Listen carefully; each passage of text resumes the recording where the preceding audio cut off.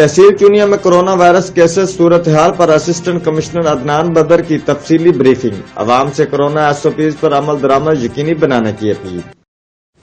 बिस्मिल्लाहिर्रहमानिर्रहीम, अस्सलाम वालेकुम। मेरा नाम अदनान बदर है, मैं असिस्टेंट कमिश्नर चुनिया हूँ। मैं तहसील चुनिया की आवाम को एक कोरोना वायरस के हवाले से जो करंट फैक्ट्स एंड फिगर हैं वो देना चाहता हूँ। सबसे पहले तो ये है कि तहसील चुनिया का जो हेल्थ डिपार्टमेंट है उसने अभी तक 3483 सैंपल लैब में भेजे थे।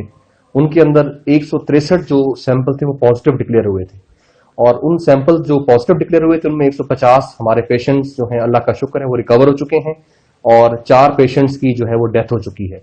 अभी तक हमारे पास जो लाइव केसेस हैं वो 9 हैं।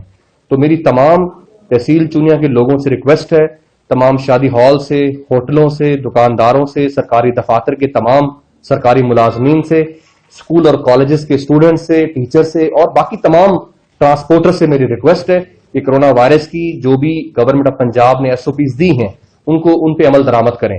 सबसे पहले हमारा फर्ज है कि हम आपको प्यार से समझाएं, आपको बताएं, लेकिन अगर आप इन एसओपीज को इंप्लीमेंट नहीं करेंगे इसमें आप सबका भी नुकसान है और पूरी सोसाइटी का नुकसान है, और हमें बीइंग द एडमिनिस्ट्रेशन हमें इस पे स्ट्रिक्ट एक्शन लेना पड़ेगा, इन्फोर्समेंट करनी पड़ेगी।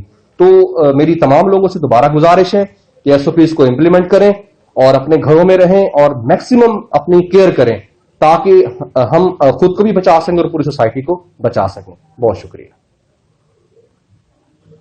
रिपोर्ट इमरान अली खोखोट, जियो एक्सप्रेस न्यूज चुनिया।